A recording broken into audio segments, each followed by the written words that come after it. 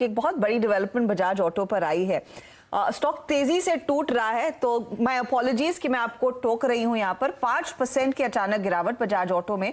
आज याद रखिएगा, बोर्ड की बैठक थी बायबैक पर विचार करने के लिए। अब बोर्ड की तरफ से क्या अपडेट निकल कर आ रहा है? कंपनी कह रही है कि उनको और समय चाहिए, फर्दर डिलिबरेशन की जरूरत है इस बायबैक को क्लियरली मंजूरी देने के लिए।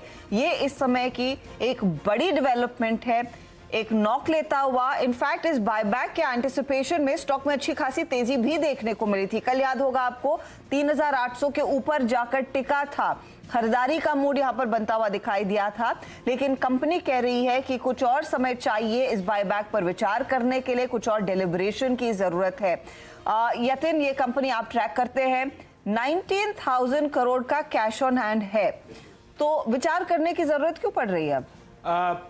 एक्चुअली में अर्शदा, ये अच्छा सवाल है क्योंकि बहुत सारा स्पेकुलेशन बाजार में था बायबैक की साइज को लेके, बायबैक के प्राइस को लेके, और ये डिसअपॉइंटमेंट है कि बोर्ड इस पे फर्दर डिलिब्रेशंस करेगा। अगर आप बैलेंस शीट देख लें तो 31 मार्च को लगभग 19,000 करोड़ का कैश था, जो लगभग अब तक 20,000 करोड़ के रुपए के आसपास पहुंच गया होता। और अगर आप 25% नेटवर्थ का देख लें, अगर शेयर होल्डर अप्रूवल कंपनी ले तो शायद 3-4 हजार करोड़ रुपए के ऊपर का बायबैक भी कर सकती। और कंपनी ऑलरेडी 150 रुपए के आसपास तो डिविडेंड देती ही है। तो आकलन ये था कि आपको शायद 5-6% इक्विटी कंपनी बाय करती हुई दिखाई दे बायबैक के जरिए, और शेयर होल्डर्स को रिवॉर्ड किया जाए, क्योंकि इतने कैश की कंपनी को जरूरत नहीं है। लेकिन एक क्लियर झटका है, क्योंकि डिलिब्रेशन बोर्ड को प्राइस पे करना था, बायबैक साइज पे करना था, या बायबैक उनको करना ही नहीं है क्योंकि इलेक्ट्रिक व्हीकल की फैक्ट्री उनकी शुरू हो गई है, वहां कोई इन्वेस्टमेंट प्लान आ रहे हैं, दिख रहे हैं। तो ये एक बहुत ही शायद प्राइमा फेसी डिसअपॉइंटमेंट है, जिसके कारण आप एक शार्प रिएक्शन शेयर प्राइस पे देख रहे हैं, जो लगभग 4-4.5% नीचे है। इनफैक्ट जून फ्यूचर्स देखिए करीब 6% के नुकसान पर ट्रेड करता हुआ।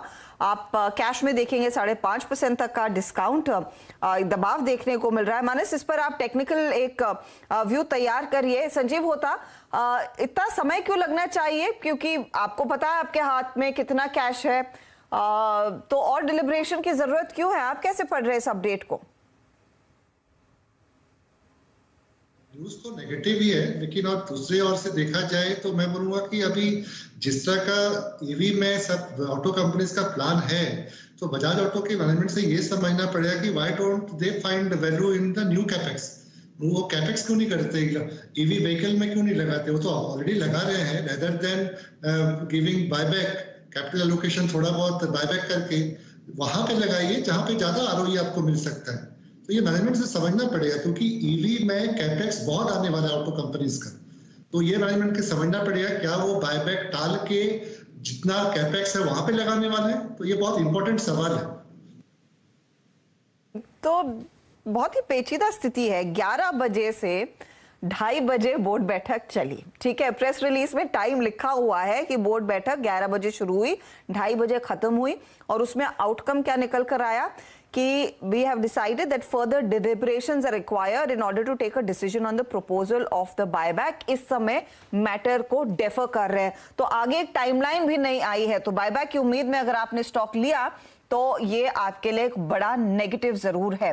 मानस, चार्टिकली पिछले अगर 2 हफ्ते से देखिए तो 3900 3950 पे स्ट्रॉन्ग रेजिस्टेंस दिख रहा था। आज हालांकि मॉर्निंग में तो ऐसा लग रहा था कि शायद ये रेजिस्टेंस ब्रीच हो जाएंगे, लेकिन वहां पर स्टॉक सस्टेन नहीं हो पाया। और अब जब गिरावट देखने को मिली है तो एक दिन में 20 डे, 50 डे, 100 डे, और अब जस्ट अभी थोड़ी देर पहले 200 डे मूविंग एवरेज ब्रीच हो गए, जो कि स्टॉक के लिए नेगेटिव है। मेरा समझना है कि ये गिरावट बढ़ेगी, 3400 रुपए तक के भाव आपको देखने को मिल सकते हैं। कॉशियस रहिए, खरीदारी करने की जरूरत नहीं है, उछाल मिले तो एग्जिट करने की सलाह रहेगी। वीरू, सरप्राइजिंग मूव एक तो कंपनी कह रही है, और जिस तरह से सरप्राइजिंग मूव कंपनी की तरफ से जो बयान आया है, लेकिन स्टॉक पर रिएक्शन तो मेरे ख्याल में बहुत ही डिजर्विंग है। अगर आप कहते हैं बायबैक पर विचार करेंगे और फाइनली कहते हैं हमें और समय चाहिए, मैटर को टाल रहे हैं, तो 6% तो पिटेगा डेफिनेटली स्टॉक। हाँ, हर्षदा, आप याद रखिए 10 जून को ये खबर जब आप सुबह सुबह दे रही थी, उस दिन उससे 3 दिन पहले अगर आप देखें इसमें एक स्विंग आ चुका था। वो स्विंग एग्जैक्टली शुरू हुआ था 3650 से, ठीक है। वो स्विंग 3650 पे शुरू हुआ था। उस दिन का स्विंग हाई था 3970।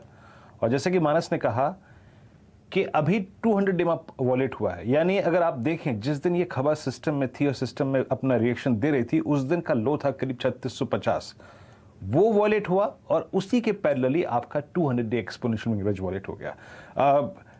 इस कोलैप्स को संभालना मुश्किल होगा रास्ता, माना से 3600 की पुट या फिर slightly out of money put. अभी तो सिर्फ ये वो वॉलेट हो रहा है या टूट रहा है या फिर क्रैक हो रहा है या फिर अनवाइंड हो रहा है जो कि बिल्डअप था। आपकी राय क्या कहती है, 3500 की पुट लेनी चाहिए इस इवेंट के मद्देनजर, इस खबर के मद्देनजर? देखिए, यहाँ से अगर क्रैक कंटिन्यू होगा तो जो टारगेट है काफी बड़े आते हैं, नीचे की तरफ बड़ी गिरावट देखने को मिल सकती है। इसलिए थोड़ा सा out of money call put option में आप बिल्कुल ट्रेड कर सकते हैं। 3500 का जो पुट ऑप्शन है वो 145 रुपए का ट्रेड कर रहा है, लेकिन यहाँ पर स्ट्रिक्ट स्टॉप लॉस जरूर रखिए। 84 रुपीज के नीचे स्टॉप लॉस रख के खरीदारी करिए 250 रुपए के टारगेट के लिए।